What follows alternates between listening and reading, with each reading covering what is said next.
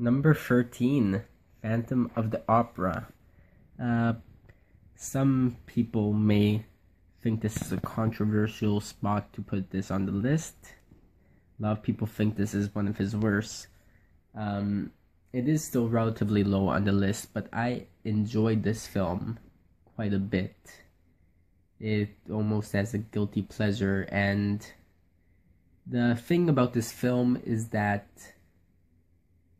if Opera, the film by Argento, 1987, was Argento's serious take on the tragedy in opera, then Phantom of the Opera is Argento's take on the comedy and the melodrama. And in this adaptation of the novel, which is very loose adaptation, and that's one of the reasons why many people do not like this film. If you want to see a good adaptation of the novel, do not look here, pretty much. He takes lots of liberties with the novel. For one, instead of making the Phantom disfigured, he made him raised by rodents. And the scene in which we see the rodents save this baby is quite ridiculous, and it kind of sets the mood for the rest of the movie. And I'm pretty sure that this movie is Argento's most bizarre, strange, almost Ken Russell-ish movie. I mean, it features, among many things, the Phantom shoving rats down his pants, and a rat-mobile. I saw one person on an IMDb board call it Argento for children, and I don't know if that was supposed to be a joke, because it is not child-friendly at all. It has lots of gruesome deaths, as is often on display in Argento films. But I kind of see where that person is coming from, because it's almost as if this is Argento's childish sense of humor that's bizarre and Looney Tune-like. And but it does have serious scenes, and it does have a good ending sequence, I believe, in the end, where, if you are familiar with the Phantom story, they are separated, Christine and the Phantom, and has lots of cool deaths, and yeah, it's just a fun movie. And if you decide to watch this movie, don't take it as a serious movie. It's just supposed to be this fun, over-the-top horror comedy, really. Or at least I believe it's supposed to be a fun, over-the-top horror comedy. If this was supposed to be taken seriously, then I'd really be worried about Argento. Anyways, and make sure you get the full-length version, which contains the Turkish bathhouse scene, which is entertaining segment in the movie. It's kind of shows a more accurate portrayal, well, not accurate, but more realistic portrayal of one of the characters, which, yeah, I think the characters of this Argento version are much more relatable than the characters who are clean cut, black and white, well, except the Phantom, of course, characters from the musical which is the only version of the Phantom story that I have watched. So I'm not sure about how any other adaptations or the actual book is like. But anyways, it's enough about this movie. It's, like I said, good movie to watch, as long as you don't take it seriously. What is next? The 5 Days. So this is the only film that Argento has ever made that is not in the genre of horror. And pretty much after making his first 3 films in the Animal trilogy, which I will be getting to later, he decided that he doesn't want to be pigeonholed into this genre, and he wants to kind of be able to make other movies. Unfortunately, and that's respectable. That's respectable fear or thing to want. You don't want to just be associated as this guy who can only do one thing really well.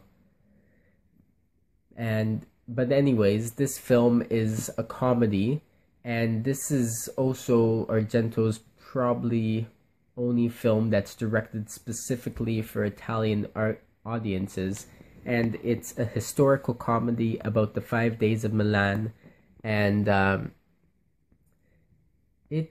I actually rather enjoyed this film as a curiosity piece of Argento's, and it's actually quite funny at times, and has some really interesting sequences, and some of his horror comes out in some of them, and it gets progressively darker as it goes along, which is quite cool, I guess. And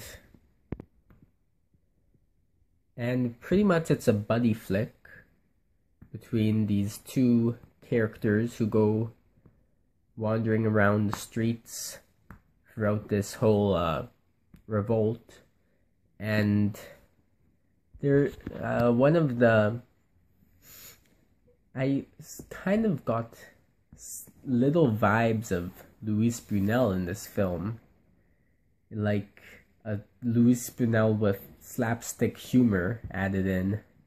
There was some subtle criticisms of the higher class interspersed throughout, and there's also some subtle criticisms of the higher class interspersed throughout a lot of Argento films.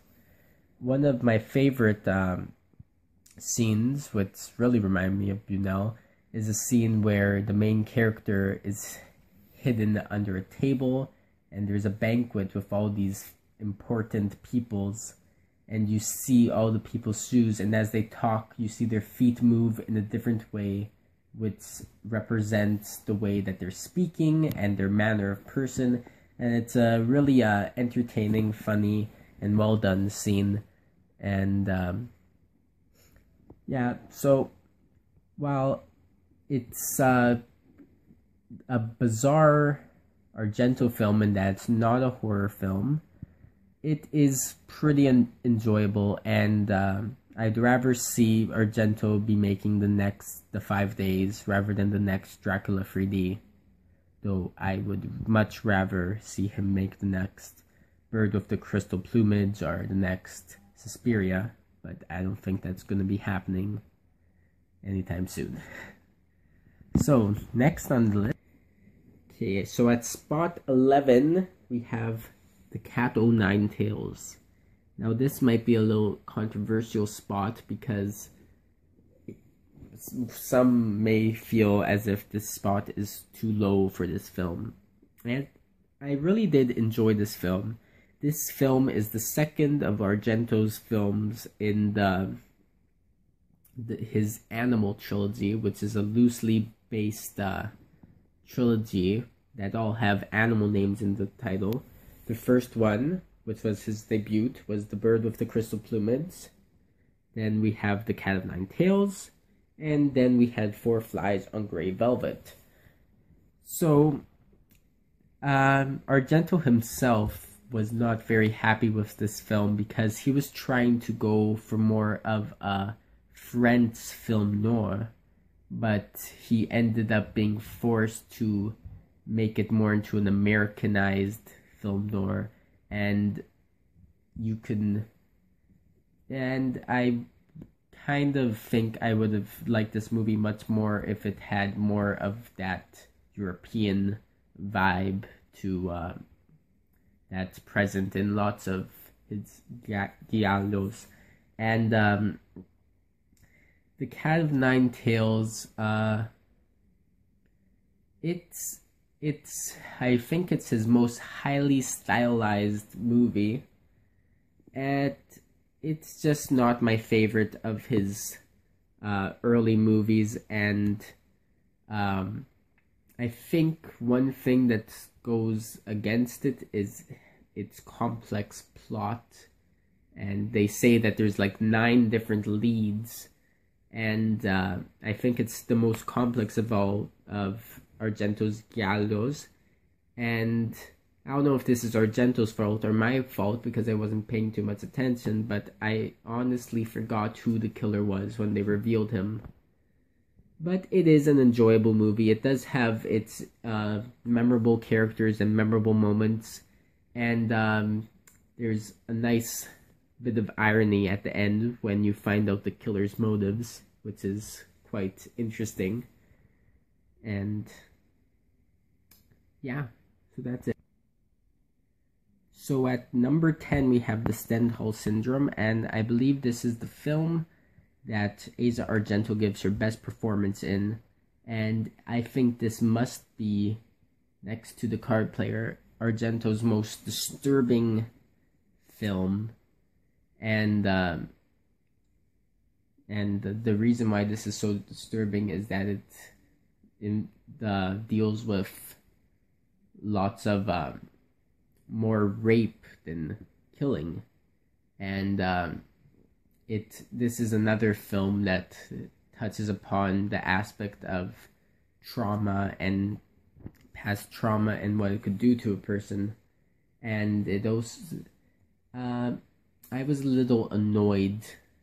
I must admit that it took me a while to get into this film because I found the beginning sequence very frustrating, just because I found it very boring, where it's just Asia Argento walking through an art gallery and looking at these familiar paintings and artifacts as if they're going to kill her, and it's just not a very effective, atmospheric film that you would expect from an Argento film. And really, it could have been much more intense of a scene. And so this one had a twist that I did not see coming, but I probably should have seen coming a long time ago. And it's an entertaining film. Like I said, one of his most disturbing, good performances. One of his must-watch films from